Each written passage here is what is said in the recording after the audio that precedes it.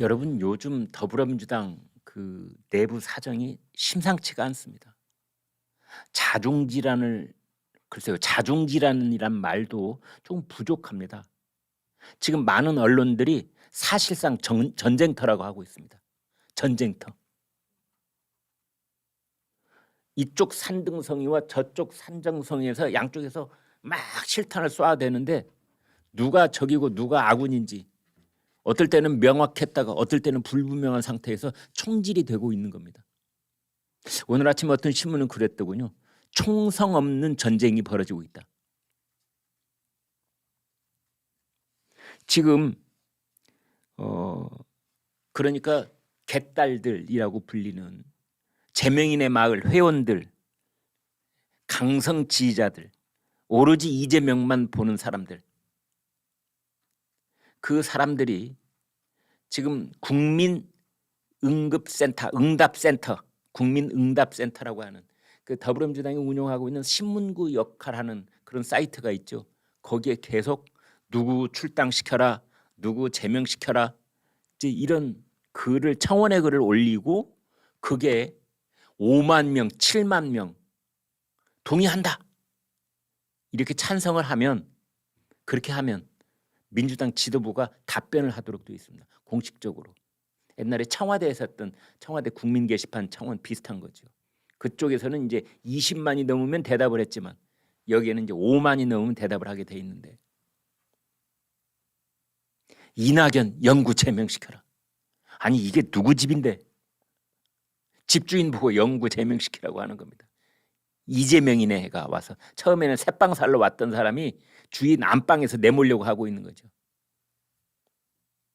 영구 제명.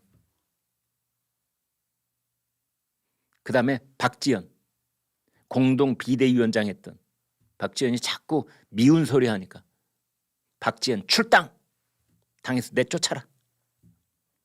윤영찬 징계, 윤영찬도 징계시켜라. 윤영찬 친문계 대표적인 의원이잖아요. 그러자 이제 비명계 쪽에 어떤 당원이 또 청원을 올려놨습니다. 안 되겠다. 이재명을 제명시켜라. 이재명을 제명시켜라. 이 가군도 딱 맞습니다. 제명인을 제명시켜라.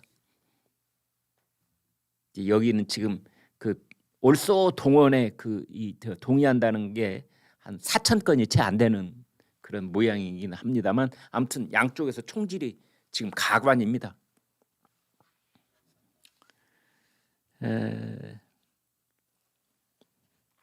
비명계 의원들은 이제 공개석상에서 이재명 대표의 거취를 결단을 내려달라, 이렇게 주장하기 시작했습니다. 박지원 전 위원장 국회에서 당 지도부 당직자 전면 교체가 필요하다 이렇게 주장을 했습니다. 그래서 이른바 맞불 청원이라는 말을 쓰고 있는데요. 친명계는 비명계 쪽으로, 비명계는 친명계 쪽으로 서로 이렇게 맞붙어 있는 그런 형세를 계속 보이고 있습니다. 전재수 의원 이런 말을 했네요. 최근 한 10년 사이에 당 분위기가 최악이다.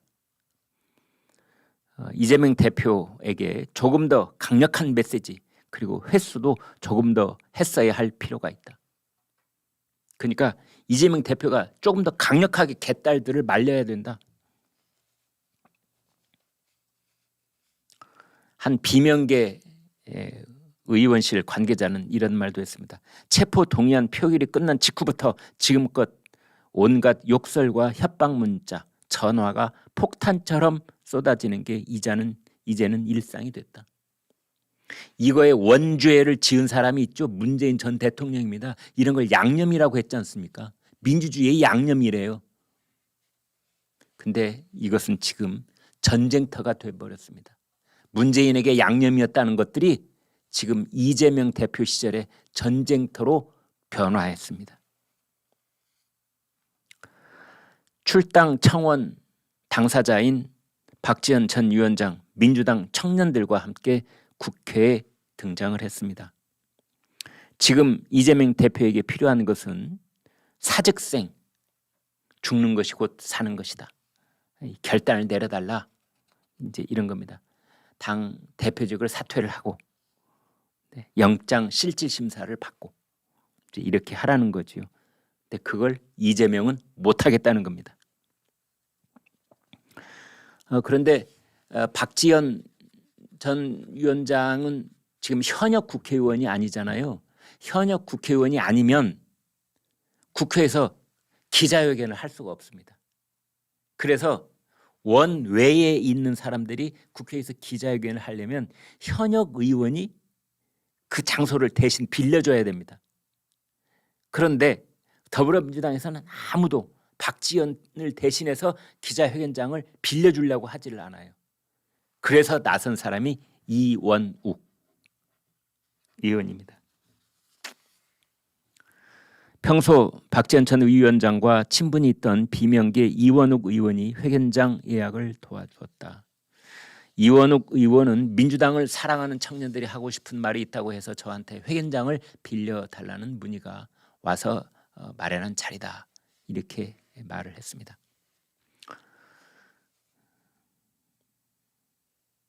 이원욱 의원이 이제 그렇게 하자 이원욱 의원에게 항의 전화, 문자 세례가 빗발쳤다고 그래요. 지역구 사무실에 찾아와 항의하는 여성들도 있었다. 상황이 이쯤 돼서 내가 왜 기자회견장을 마련해 줬는지 그 이유를 설명하겠다. 저는 박지원 전 위원장에 대해 무조건적 지지를 보내는 사람이 아니다. 지난 지방선거 공천 때 송영길 대표와 이재명 당시 대선 후보 공천에 앞장서는 박지현 위원장을 심하게 비판했던 사람이 바로 나다. 박지현 위원장의 독선으로 공천된 이재명 대표는 인천 계양을 해서 당선된 후 박지원 전 위원장에 대한 태도를 바꿨다. 그렇습니다. 그때 이재명 대표가 대통령 선거에서 떨어진 다음에 인천 계양을 보궐선거에 출마하느니 마느니 얘기가 한참 시끄러웠을 때 더불어민주당 대부분의 그 여론은 출마하지 말라는 거였습니다. 과거 민주당의 어떤 역대 대통령 후보도 대선 떨어진 다음에 바로 국회의원 보궐선거에 나간 전례가 없거든요. 다 어디론가 외국에 나가서 1년 동안 자숙의 기간을 갖는다든지 반성의 시간을 갖는다든지 또 다른 정진의 시간을 갖는다든지 그랬거든요. 근데 오로지 이재명만 대선 패배 많은 그 민주당 내부 그 사람을 지지했던 사람들이 지금 다 고개를 숙이고 있는데 이재명 혼자만 인천 계양을에 가서 또다시 출마했던 거 아닙니까?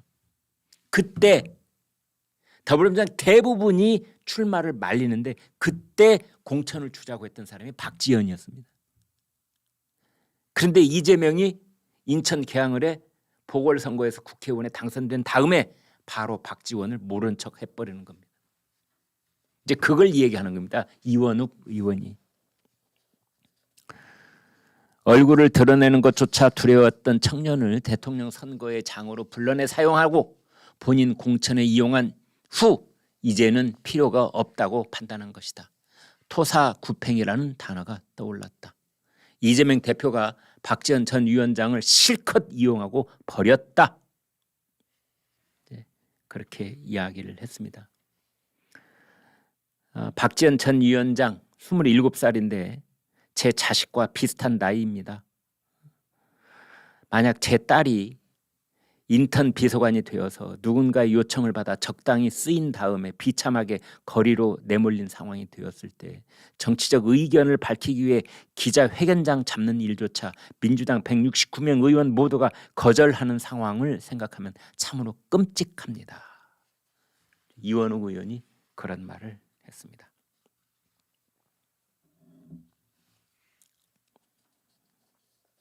그래서 이제 지금 더불어민주당이 자중질환에 빠져 있고 친명계와 비명계가 곧 갈라설 것이다 이런 얘기가 많이 있고 그런 얘기를 오래전부터 이제 예언을 해왔던 사람들도 있습니다. 대통령 선거 끝나고 지방선거 끝나고 나오면 반드시 더불어민주당은 두 개로 쪼개질 것이다. 이런 얘기를 한 사람들이 많았었습니다. 지금 그런 일들이 가시권화에 들어와 있는데 예전과 사정이 다른 게 하나 있답니다. 여러분, 그 정치에서 뭐 이런저런 일들이 뭐 그 왜 뭉쳤다가 찢어졌다, 뭉쳤다 찢어졌다 하는 일들이 많고 뭐 후보를 단일화한다, 뭐 이런 얘기도 많이 있고 여러 가지 이제 사건들이 일어나고 이제 잊혀지고 하는데 그 사건들의 핵심이 뭐냐? 명분? 정치적으로 이념이 맞는 사람인 줄 알았는데 그게 아닌 것 같아. 그래서 헤어진다든지. 우리가 알고 보니 이렇게 우리의 정치적인 그 철학이 딱 코드가 맞을 줄 몰랐네 그려. 우리는 내일부터 이제 같은 당을 하기로 해. 그런 경우는 없다는 겁니다. 이런 그 이합 집산을 한다든지 또는 뭐 후보 단위로 하는 데 있어서 가장 큰 핵심 중에 하나가 돈입니다. 돈. 돈이 어디로 가느냐? 그동안 쓴 돈을 저쪽에서 나 대신 감당해 줄 것인가 말 것인가. 당을 쪼개려면 이 당에 국가에서 준 보조금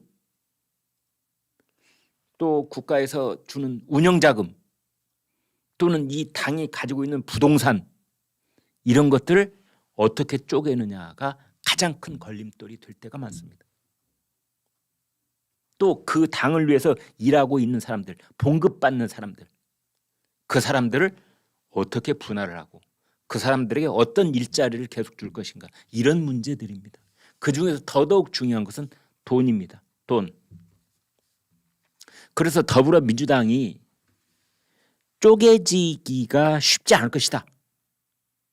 왜냐하면 서로 양보할 수 없는 큰 덩어리에 돈이 있기 때문이다. 이겁니다. 민주당 내 의원들이 둘로 쪼개지기 어려운 첫 번째 이유는 서울 여의도에 위치한 약 400억 원 가치의 민주당사 건물이다.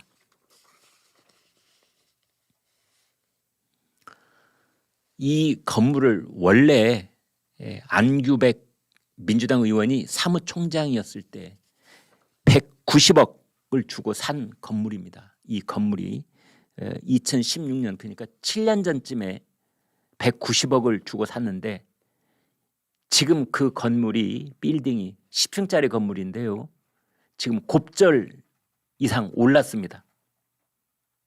그 이제 400원짜리 이 빌딩이 돼 있는데 그 빌딩에 들어오기 전에는 민주당사가 4곳에 나눠져 있었어요. 그게 어디냐면 대산 빌딩, 영산 빌딩, 신동해 빌딩, 국회. 이게 4곳에 분산되어 있던 것을 이제 한 곳으로 딱 모아놨습니다. 이거 어떻게 할 것입니까? 당을 쪼개면 건물을 톱질하나요? 대형 톱을 가지고 와서 건물을 썰어서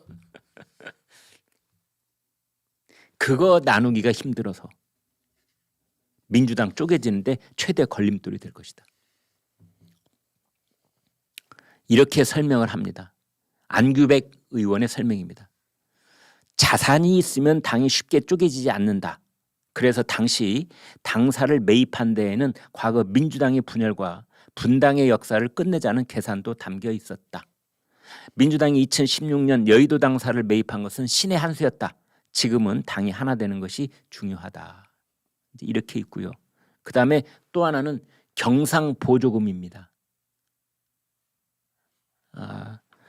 지금 이 경상보조금 중앙선거관리위원회가 정당에 지급하는 경상보조금 총액이 365억 원인데요.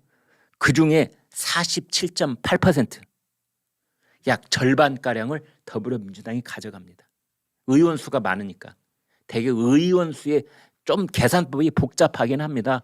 뭐 50%는 뭐 교섭단체에 있는 정당한테 다 일정액 논아준 다음에 나머지 남는 돈을 가지고 또 의원 수 비례로 어떻게 하고 뭐 이렇게 이제 복합적인 계산법을 하긴 하는데 아무튼 국가가 정당을 운영하는 데 필요한 돈이다 해서 이렇게 보조해 주는 돈이 1년에 약 500억 가까이 되는데 그중에 절반을 딱 썰어서 이제 더불어민주당이 가져간다. 이렇게 돼 있는 것이죠.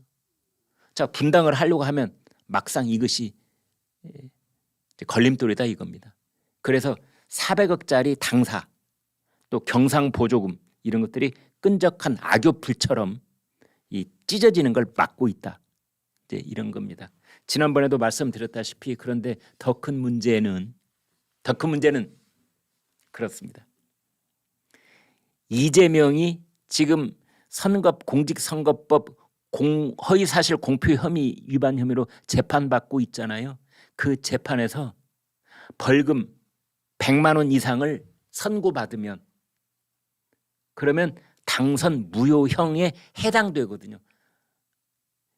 이재명은 대통령 선거에서 졌기 때문에 낙선했기 때문에 당선이 무효되는 건 아니고 다만 당선 무효형에 해당되는 100만 원을 선고를 받으면 공직선거법 제266조에 따라서 더불어민주당의 중앙선거관리위원회가 보전해준 대선자금 434억을 토해내야 됩니다. 그러려면은 더불어민주당이 돈이 어디 있어요? 당사 팔아야죠. 그래서 옛날처럼 다시 전세살이로 찢어져야 되죠. 그때 이제 분당이 가능할지 모르겠습니다.